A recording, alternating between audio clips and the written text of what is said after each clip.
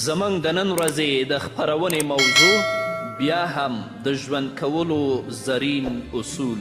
درنو اوریدونکو، د ژوندانه د زرینو اصولو څخه یو اصل دا دی چې ته به په خپل ژوند کې تواضع او انکسار لري.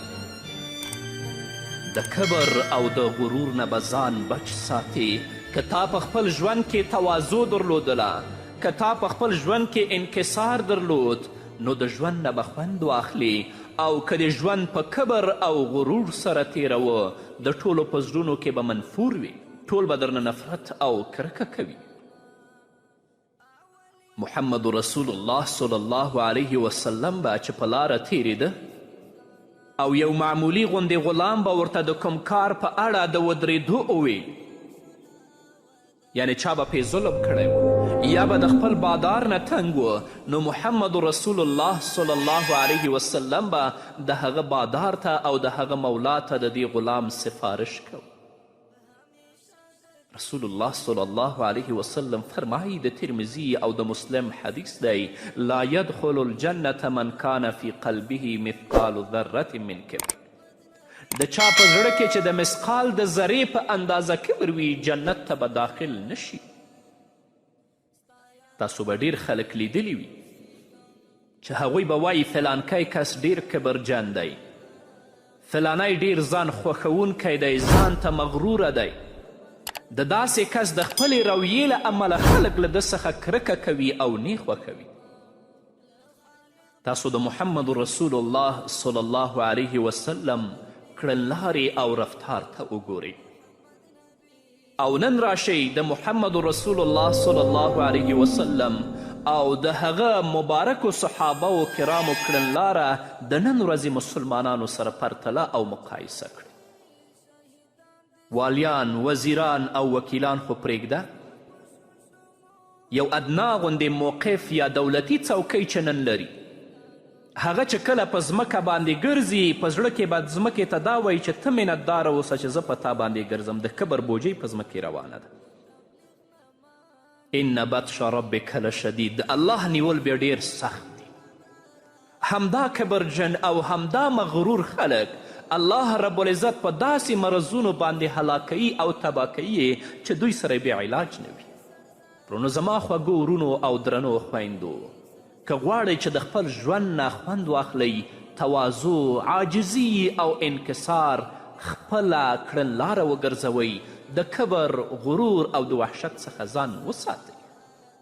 تاسو د یو فقیر او یو د اړمن څخه پوښتنه وکړئ چې ته ولې د خپل اړتیا په اړه له خپل ګاونډي نه مرسته نه غواړې. هغه به درته ووایي زما ګاونډی ډیر کبرجن دی، ډیر مغرور دی، هغه خو ما سره په ورین تندي خبرې هم نه کوي، او ته وایې چې زه له هغه نه مرسته وغواړم. دا تاسو چې زما خبرې اورئ، ډیری به همداسې ګاونډیان لرئ. رښتیا هم هغه کسان د کرکې وړ دي چې کبر کوي او ځان ورته لوړ ښکاري، خلکو ته په سپکه سترګه ګوري او د ځان په اړه د غوره انسان فکر کوي. دا خلک د کرکې وړ دي، باید چې د دوی نه کرکه وشي، د دوی نه نفرت وشي. د هغو کسانو مرۍ هم د وهلو دي چې په ځمکه کاږه واګزي او د خلکو په وړاندې ښه او ښکلي خوراکونه د دې لپاره کوي چې ځان ورته اوچت معرفي کي، ځان ورته مغروره معرفي کي، ځان ورته کبرجن معرفي کي. او د هغو کسانو نه باید هم کرکه او نفرت وشي چې فقراو او مساکینو ته په سپکه سترګه ګوري او هغوی د خپل تاثیر لاندې راوړل غواړي، چې دوی د خپل تاثیر لاندې راوړي او هغوی ته په سپکه سترګه وګوري. داسې کسانو سره باید بغض وشي، د دې ونه نفرت وشي، د دې ونه کرکه وشي. محمد رسول الله صلی الله علیه وسلم چې کله مکې مکرمې ته فاتحانه ننوت، نو رسول الله صلی الله علیه وسلم په هغو لارو ورتیر شو چې خلکو پرې ملنډې وهلې وي، خلکو ورپورې خندلي ول، خلکو ورته کنځلې کړې وي، ډول ډول تکالیف او کړمې وررسولې وي. له دې پرته یې ورته نور عجیب او غریب نومونه هم ورکړي ول. چا ورته ویلي و چې ته جادوګر یې، چا ورته ویلي و چې ته کاهن یې، چا ورته ویلي و چې ته شاعر یې، چا ورته ویلي و العیاذ بالله چې ته لیونی یې، او په همدې ترتیب به یې محمد رسول الله صلی الله علیه وسلم پورې ټوقې او مسخرې کولې. خو کله چې محمد رسول الله صلی الله علیه وسلم د پوره ځواک او قوت سره په دې ټولو لارو او خلکو تیر شو، په چا یې یوه ذره هم ځان جګ حساب نه که او نه یې د هغوی د ملنډو او مسخرو ځواب په ملنډو او مسخرو ورک. اوس نو محمد رسول الله صلی الله علیه وسلم فاتحانه او سرشاره قائد دی او په مکې مکرمه کې داخلیږي. د رسول الله صلی الله علیه وسلم په راتګ سره د دې سیمو د خلکو زړونه له ویرې لړزېدل چې له موږ سره به څه ډول سلوک کوي. الله رب العزت د کلو او بانډو د اوسیدونکو په زړونو کې د محمد رسول الله صلی الله علیه وسلم ویره اچولې وه.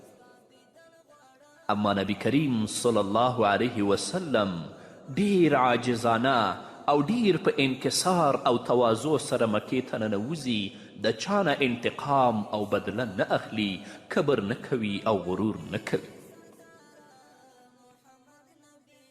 حضرت انس رضی الله تعالی عنه فرمای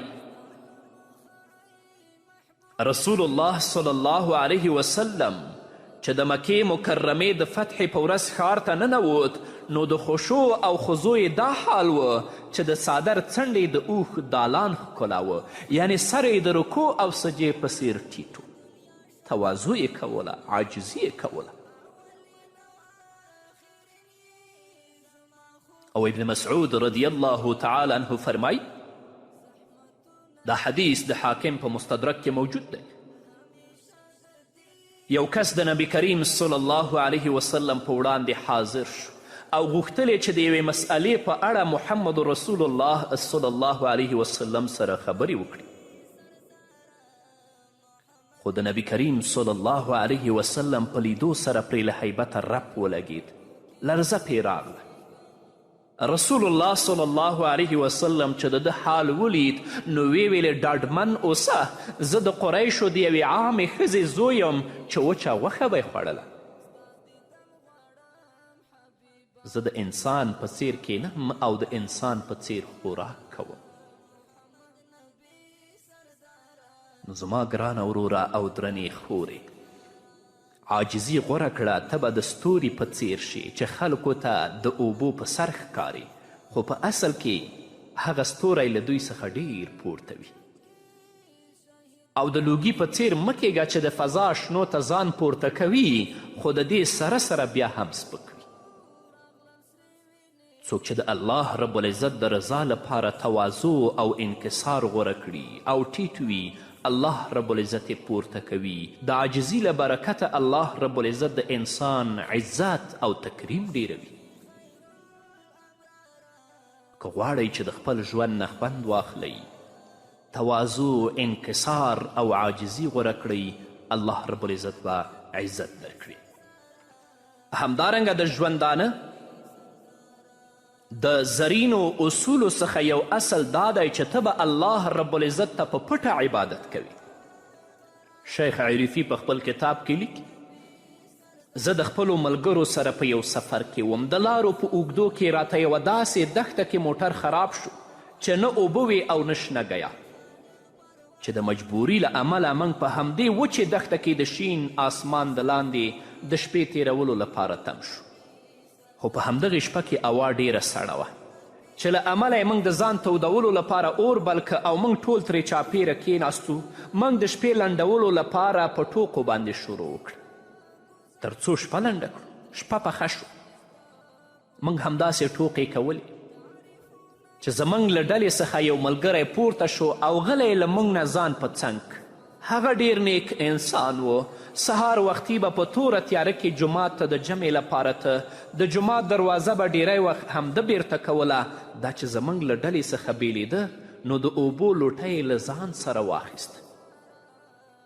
ما فکر وکړ چې دا به معذرت ته ځي، خو کله چې د یوې اوږدې شیبې وروسته رانغی نو زه ورپسې ورغلم. ګورم چې هغه له ملګرو څخه لرې د تورې شپې په تیاره کې په ډېر عجز سره د خپل رب دربار ته په سجده پروت دی او د خپل رب د راضي کولو لپاره یې تندی په خړو خاورو ایښی. د هغه له عبادت څخه معلومېده چې د خپل رب سره ډیره مینه لري او زه یقین لرم چې رب تعالی ته به هم ګران وي. د داسې مخفي او پټ عبادت کمه حوصله او بدله چې الله رب العزت په آخرت کې ورکوي په هغې کې خو شک نشته. خو په دنیا کې هم الله رب العزت داسې خلکو ته په بدله کې عزت او فضیلت ورکوي. کلونه وشول زه خپل دغه ملګری ښه پیژنم چې الله رب العزت ورته د ځمکې پر سر مقبولیت ورکړی. نن هغه د اسلام یو لوی داعی دی. خلک د ده په لاس سمې لارې ته راځي. هغه که په بازار یا جومات کې وي نو غټ او واړه ورته په منډه راځي چې له ده سره لاسونه ورکړي. د ښار لوی شتمن او رئیسان هیله لري چې خلک له دوی سره هغه مینه وکړي کومه چې له دې سره کوي. خو زه فکر کوم چې د دوی دغه ارمان به پوره نشي. یو هوښیار خپل حریف ته ویلي و دا چې زه شپه په ویښه تیره کړم او ته یې په خوب تیره کړې، بیا ته هیلهمند یې چې زما په څیر مرتبه او درجه ترلاسه کړې. دا ډیره د تعجب وړ خبره ده. الله رب العزت په خپل کلام کې په سورة مریم کې په 96 آیت کې فرمایي ان الذین آمنوا وعملوا الصالحات سیجعل لهم الرحمن ودا. هغه کسان چې ایمان یې راوړی او نیک عملونه یې کړي ډیر ژر به رحمان ذات د دوی لپاره د خلکو په زړونو کې محبت واچوي. دا سمه خبره ده چې الله رب العزت له چا سره مینه وکړي هغه لپاره په ځمکه کې د مقبولیت دروازه بیرته کوي. د بخاري او د مسلم حدیث دی. نبی کریم صلی الله علیه وسلم فرمای الله رب العزت چې له چا سره محبت وکړي جبرائیل امین ته وایي چې زه له فلانکي کس سره محبت کوم، له فلانکي سره مینه لرم، ته هم له هغه سره محبت وکړه. جبرائیل علیه السلام هم له دغه کس سره محبت کوي.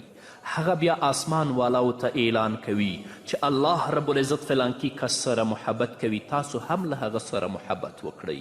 آسمان والا هم له ده سره محبت کوي، بیا د دغه انسان لپاره د ځمکې والاو په زړونو کې محبت نازلیږي. نو ځکه الله رب العزت فرمایي ان الذین آمنوا وعملوا الصالحات سیجعل لهم الرحمن ودا. هغه کسان چې ایمان یې راوړی او نیک عملونه یې کړي ډیر ژر به رحمان ذات د دوی لپاره د خلکو په زړونو کې محبت واچوي. بس الله رب العزت دې زموږ عبادتونه په خپل دربار کې قبول و منظور وګرځوي او کوم عبادت چې موږ او تاسې کوو الله رب العزت دې په هغه کې موږ ته اخلاص راکړي تر څو د الله رب العزت په دربار کې قبول او منظور وګرځي. په همدې هیله درنو اوریدونکو نور به واورو خو دې وې دمې نه وروسته یادونو کې اوسېږم یم بې حده ناقراره محمد نبی سرداره محمد نبی سرداره ستا دیدن غواړم حبیبه له خالق پروردګاره محمد. قدرمنو اوریدونکو بیا هم زموږ سلامونه ومنئ. او کله چې کوم بنده الله رب العزت ته محبوب نه وي د الله رب العزت د محبت وړ نه وي نو جبرائیل امین ته وایي چې زه له فلانکي کس سره محبت او مینه نه لرم، ته هم له هغه سره مینه مه ساته. نو جبرائیل له ده څخه کرکه وکړي، بیا هغه آسمان والاو یا نورو ملائکو ته اعلان وکړي چې الله رب العزت له دغه بنده سره مینه نه لري، تاسو هم له ده څخه کرکه وکړئ. اهل سما دې هم له ده څخه کرکه وکړي، بیا دغه انسان لپاره ځمکې ته هم کرکه او نفرت راکوز شي. ټول خلک له ده څخه کرکه او نفرت کوي. نو داسې عملونه وکړئ چې د الله رب العزت د مینې او د محبت وړ وګرځئ چې په ځمکه کې خلکو ته محبوب شئ. د داسې اعمالو او اخلاقو نه ځان وساتئ چې خدای مکړه الله څخه منفور شي. چې الله څخه منفور شوئ بیا په ځمکه کې ټول مخلوق څخه تاسو منفور یاست. سبحان الله، هغه به څه ښکلې فضا وي چې یو انسان د ځمکې په سر خوراک کوي، څکاک کوي، ګرځي راګرځي، هستوګنه هم کوي، او الله رب العزت په اړه آسمان والاو ته اعلان وکړي چې زه له فلاني سره مینه لرم، تاسو هم ورسره مینه وکړئ. دا به څنګه؟ جلیل القدر صحابي زبیر بن عوام رضی الله تعالی عنه به ویل له تاسو څخه که کوم کس داسې کولی شي چې د هغه کوم نیک عمل دې پټ پاتې شي، نو هغه دې خامخا داسې وکړي د بیلګې په توګه د شپې لخوا دې په پابندي سره لمونځ کوي. نو د مرورو خلکو په منځ کې روغه جوړه کول هم یو ډول مخفي عبادت دی. مرور شوی ملګری پخلا کول، ګاونډي یو بل ته نږدې کول، او د ښځې او خاوند ترمنځ چې کومې ناندرۍ رامنځته شوي وي د هغې له منځه وړل او دوی پخلا کول هم د نیکو اعمالو له جملې څخه دي. محمد رسول الله صلی الله علیه وسلم فرمایي آیا زه تاسو ته داسې عمل ونه ښایم چې د لمونځ، روجې او صدقې څخه غوره وي؟ صحابه و کرامو رضی الله عنهم عرض وکړه خامخا یې راوښیه یا رسول الله. محمد رسول الله وفرمایل د خلکو په منځ کې روغه او جوړه کول یعنې سوله کول. الله رب العزت ډیر ډیر یادول هم له پټو عبادتونو څخه یو ډول عبادت دی، ځکه په فطري توګه انسان هغه څوک ډیر یادوي چې مینه ورسره لري. خو د الله ذکر باید په مسنونه طریقه باندې وکړو، په کومه طریقه چې موږ ته محمد رسول الله ویلي دي. دا نه چې لاسپیکرونه مو لګولی وي او شور مو پکې جوړ کړی وي، هم مریض په تکلیف، هم ناروغ په تکلیف، هم بوډۍ په تکلیف، هم سپینګیری په تکلیف، هم ځوان په تکلیف. دا عبادت نه دی. رسول اکرم صلی الله علیه وسلم فرمای آیا زه تاسو ته د یو داسې غوره عمل په اړه ونه وایم چې ستاسو د رب په وړاندې ډیر پاک او ستاسو د درجاتو لوړوونکی دی؟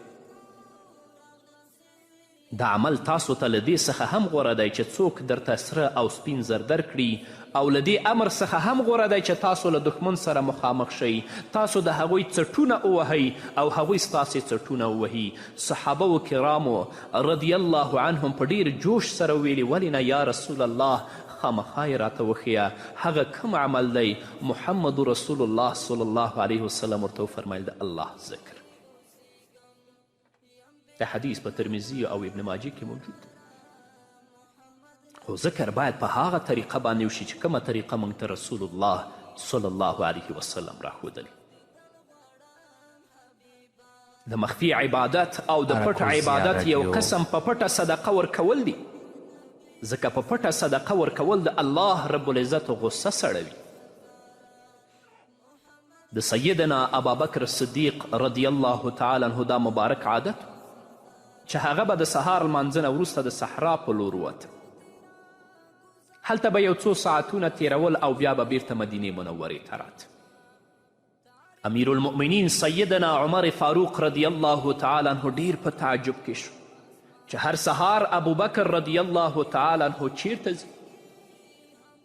د راز معلومولو لپاره یو سهار د ابوبکر صدیق رضی الله تعالی عنه پسې شو. ګوري چې ابوبکر رضی الله تعالی عنه د تل په څیر خیمې ته ننوت. عمر رضی الله تعالی عنه ورته د یوې غټې ګټې شاته پټ شو او غلی غلی لیدل چې ابوبکر صدیق څه کوي. د لږې شیبې وروسته ابوبکر رضی الله تعالی عنه له خیمې څخه ووت او بیرته د مدینې منورې په لور روان شو. د ابوبکر رضی الله تعالی عنه له تلو څخه وروسته سیدنا عمر رضی الله تعالی عنه خیمې ته ورغی تر څو راز معلوم کړي چې ابوبکر رضی الله تعالی عنه دې خیمه کې څه کوي. چې کله عمر رضی الله تعالی عنه خیمې ته ورغی، ګوري چې په خیمه کې یوه ړنده بوډۍ له خپلو بچو سره ناسته ده. عمر رضی الله تعالی عنه له دې بوډۍ او زړې ښځې نه پوښتنه وکړه دا سړی څوک دی چې دلته راځي؟ هغې بوډۍ ځواب ورکړه زه یې نه پیژنم، خو دومره پوهیږم چې یو مسلمان دی او دلته له یوې مودې څخه راځي. عمر رضی الله تعالی عنه بیا پوښتنه وکړه دلته چې راځي نو څه کوي؟ بوډۍ ځواب ورکړه چې زما خیمه جارو کوي، هغه ماته وړه خیشته کوي او له اوزو څخه شیدې راوله شي او له دې وروسته ځي. عمر رضی الله تعالی عنه چې د بوډۍ دا خبرې واورېدې نو د دې خبرو په کولو سره له خیمې نه ووت ابوبکره تا له ځانه وروسته خلفا په ډېر مشقت کې اچولي دي تا له ځانه وروسته خلفا په ډېر مشقت کې اچولي دي. وګورئ د سیدنا ابابکر صدیق رضی الله تعالی عنه انکسار تواضع او عاجزي ده. نو که غواړئ چې الله رب العزت په دنیا کې عزت درکړي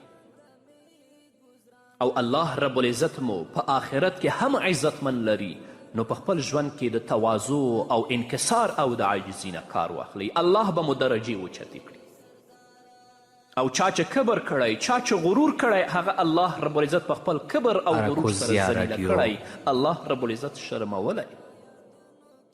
راشئ د محمد رسول الله صلی الله علیه وسلم مبارک سیرت ولولئ.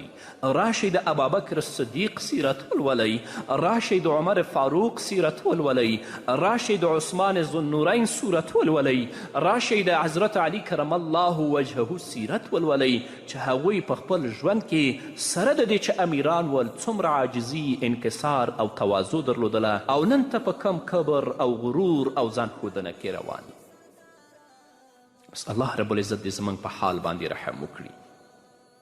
عمر بن خطاب رضی الله تعالی عنه هم په عبادت او اخلاص کې له ابابکر صدیق رضی الله تعالی عنه څخه دومره کم نه و.